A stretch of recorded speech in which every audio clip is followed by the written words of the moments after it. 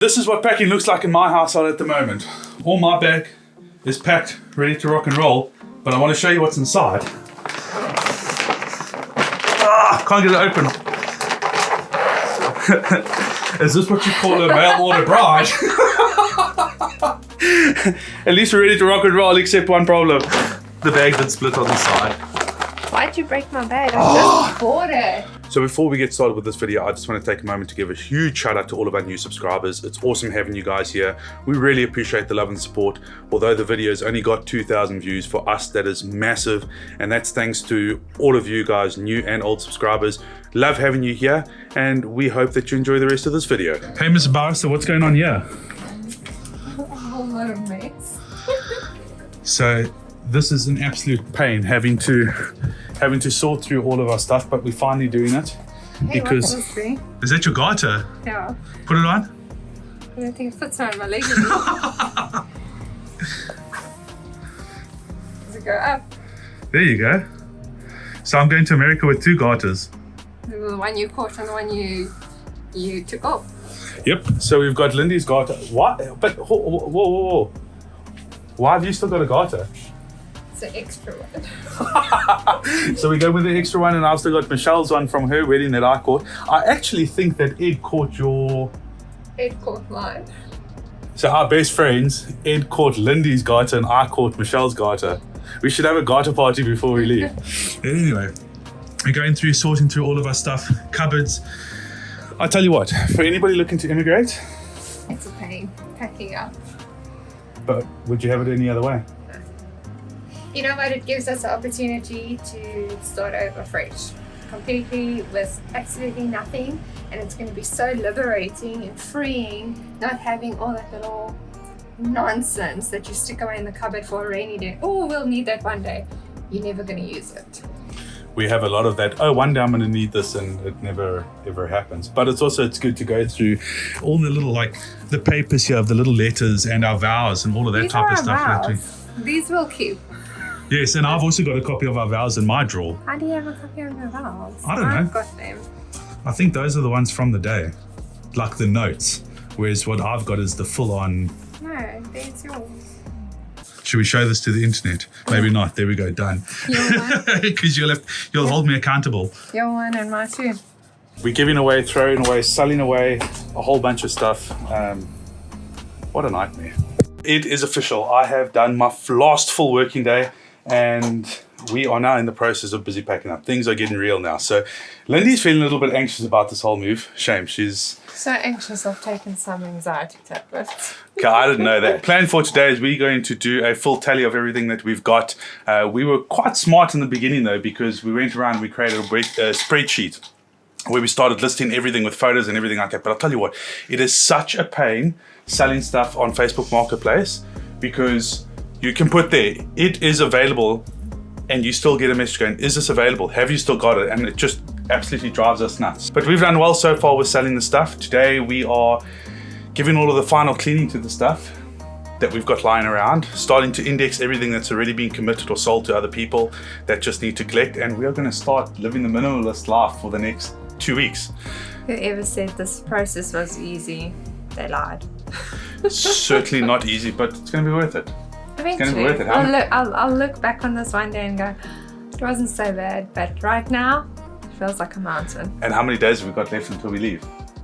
What's today, 18 days? 17 days, I think it is. So yeah, super close. We've got about another 5 or 6 days in this house, and then we have to become squatters at my sister. Why do you call it squat?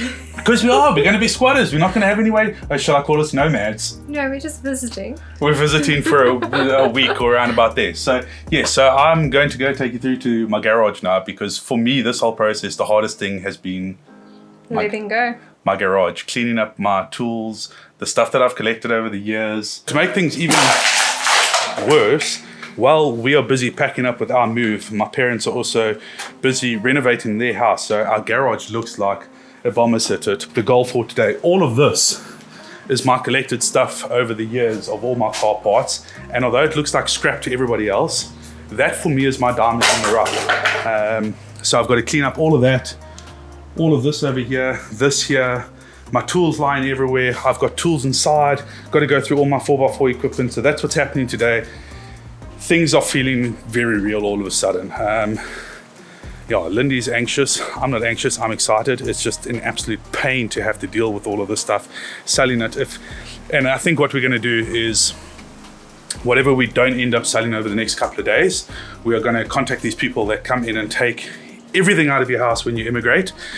Yeah, they pay you very little for it, but you know, I am back. I took one look at all my stuff in the garage and I got heart sore. I was like, the pain. How do you think I've been feeling getting rid of all my stuff? Everything's going to work out just the way it is. So can we just have a moment of silence here for all the Jimny purists out there? It breaks my heart to do this, but unfortunately that's what happens. So we've got M16 head, M13 head, M13 block, absolutely nothing wrong with it. Gearbox pieces, intake manifolds, all the internals of the engine. There are, okay, those are disc brakes from the Pajero Sport, all these different things. Unfortunately that's part of moving, and it sucks to have to throw this all away, but there's no market for it. So off to the scrap dealer. Hopefully I can get some costs and then get to America and we start all over again. So I just want to get real here for a second. We've made a lot of light about our move and how excited we are, and we definitely are excited. If you had asked me 2 or 3 weeks ago, I would say my anxiety was up here, my excitedness was down here, but it's now completely reversed. My anxiety is down at the bottom and my excitedness is up here, but it's been rough for Lindy. We leave behind family, we leave behind nieces and nephews that we absolutely adore, that we absolutely love. We love spending time with them, and moving to America means that we don't get to be a part of their young lives. I mean, they're anything between 1 and 6 years old, so it's fundamental stages. And it's hitting Lindy now to say, hey, we're leaving. Does she regret making the move? Not at all. Is she unhappy about going? Not at all. But there obviously is the heartache that goes along with it. And often people don't want to talk about that. They just want to talk about the next adventure and the awesomeness and the excitedness. But you also have to take some time to realize that this is a life change. It is massive. We're going to a place where we don't have any immediate family, any immediate friends within the vicinity of where we're going. And the closest friends that we do have, they are currently 2 hours away. It's really getting real now. Lindy's feeling it. And you know what? As a couple, we just need to work through it and get through it. And on my up days, I bring her up. And on my down days, she brings me up. And that's what we do. So, yeah, it's just unfortunate. It's one of those things. But overall, we're super excited to just get going. Honey, I'm home. You ready to go? There we go.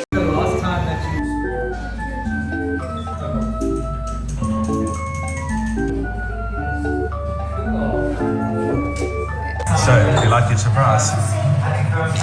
Well needed. Was it worth it? So, my tears shed. So we made it down to What's a Scoop. This is probably our favorite. It is the favorite waffle base. The one and only. The one and only. And we just had to get it in before we were heading into the weekend, because this weekend I think is going to be a little bit crazy as well. As long as there's a smile on that one's face, I'm happy. This is the tears you had earlier. All right, time for a little bit of Q&A. So from the previous video, we had a couple of questions that popped up, and we're going to do a little bit of Q&A tonight, Richard and Lindy. So these are primarily going to be for Lindy, just because I'm the brains. Okay, so question number 1. What visa are you getting and what industry are you going to be in? Okay, so I am in the dental technology industry. I'm a dental technologist and I have applied for a H1B visa, which I have received, fortunately. Yeah, so just on that, so let's just clarify a little bit. I made a little bit of a joke or made light of the situation in the previous video where I said, find somebody that wants to offer you a job, apply for the job, and everything sort of happens from there. And I just want to clarify and say, it's not really that simple. The H1B visa is for very specific industries and very specific people within those industries. So for example, it's a speciality visa. That's what it's called, a speciality visa, the H1B visa. So just make sure that if you are applying for this job, that everything goes according to the USCIS website. That is your authority in all of this. Be wary of lawyers that will keep you on retainers because they say, oh, well, we'll get you in. Process should not cost you millions of rands either. So just Well, we did spend all our life savings on it. just make sure you stick to the basics and the guidelines of the USCIS, and that's where you'll find your true information from. Okay, so then coming to the next question that we got, how did you look for the job, or where did you look for the job? How did you apply for it? And then what happened with the job offer? Okay, so I applied online, and believe me, I didn't just click on one job and boom, that was it. It was a process, a very long process, and I had multiple interviews with the company. They liked what they saw and gave me a job offer. And Because she's awesome.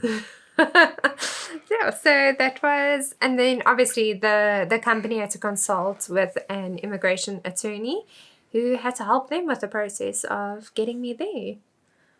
Yeah, so again, this is not a simple process. It's not a quick process by any means as well.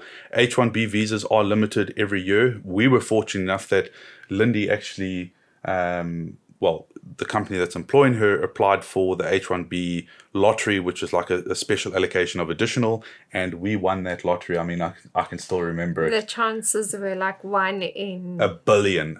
Yeah. But I'll still remember that phone call that we had with Lindy's potential bosses then. At that time. Where they got us on a Zoom and they said, we need to have a bit of a catch-up.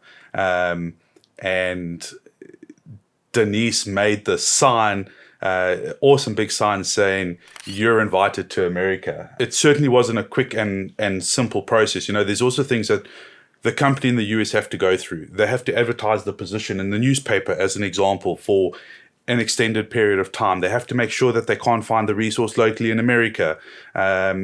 If they can, you have to appoint the American before you can appoint an external person like us from South Africa or whatever the case is. And so basically, you just got to prove that there's no one in the US that is able to do the job, and you're not taking any position away from anybody in the US. Yeah, and our sort of rule of thumb is when people ask us, they go like, well, what are the main or the bare qualifications that you need to have?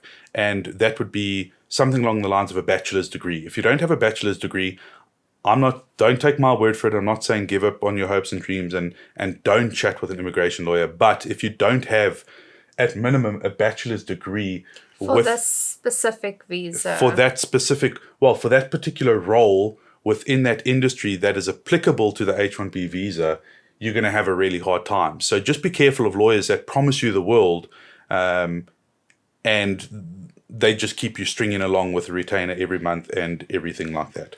Yeah, and then just as another note, again, I will put the USCIS website below. Go and have a look on that website. Don't take our word as gospel. Go and check it out for yourselves. All the information that you should keep as law should all come from the USCIS website. And our recommendation is to have a proper immigration attorney that's done this process before. Not just any attorney, someone that specializes in this type of thing. Yeah, I think the best is always to make sure that you can find an attorney that multiple people on groups have used, that you can go, okay, this attorney's been vetted and they know what they're talking about. I mean, at the end of the day, you're putting your life in their hands. You can help find an immigration lawyer, but ultimately the company that's sponsoring you has to pay for all of this. We had to do things, as I mentioned, our passports and all of that type of thing, but the actual application fee for the H-1B visa has to be company sponsored. So if a company is telling you to do all of these things and they'll reimburse you when you get to America, that's like red flag number one. So just to keep that in mind. Some of the other information that we wanted to share with you guys was some of the groups that we used on Facebook. Yeah, so some of the immigration groups are really awesome. So that is the South Africans Immigrating to the USA Facebook group. And we gathered a lot of information from that group, along with some of the others. So the recommendation is look for Facebook groups for people that are in similar situations to you. We joined all the Facebook groups, specifically relating first of all to South Africans immigrating. That was a great help. Yeah, you would really be amazed as to how many people there are out there that are in exactly the same boat as what you are, and they've been through it. They have a wealth of knowledge to share with you, and they are ready and eager to help and assist wherever they can. It's amazing, the immigration community that there is on Facebook. Yeah, so I will drop a link in the description below for the South Africans immigrating to the US of A. They have been a wealth of information, as I've already mentioned. People that have gone through the process, so share like what we do, except it's on that type of forum. And look for ones that are applicable to you, and chat with the people, engage with the people. And we were talking about the immigration lawyers earlier. Go and find immigration lawyers that people have used there, and find out whether they would recommend them or not. And make some friends while you're there. You won't believe the amount of friends that you make through the entire process. Yeah, it's been unreal, from all the different Facebook groups, from you guys on YouTube. It's been so rewarding for the people saying, hey, when you come to Arizona, please be sure to drop by. Hey, we're in Texas. When you're in Texas, hit us up, and it's just, you start to create that community, and the community is what you're going to miss when you're not at home with the community you already know. You need to create that community somewhere else. We are now heading into the final stretch. The final stretch. We have got a big week ahead of us with cleanup, selling, everything like that. It's See, I'm already tired. I'm in my pajamas. It's crazy, but it's exciting all at the same time. So if you've enjoyed this video, hit that like button, drop a comment down below. Let us know where you have come from, or where you're going, or what your plans are. We'd love to know what you guys are thinking and what you're planning to do as well. And make sure to hit that subscribe button, because next week I think is going to be a little bit more of an emotional video. It's the wrapping up of what we have left, Joe, and I keep on saying it, we're going to be squatters. And that's becoming more of a reality very quickly. But again, super excited. Can't wait. Remember to share this with your granny and your Oma. Until next time, we love you. Bye.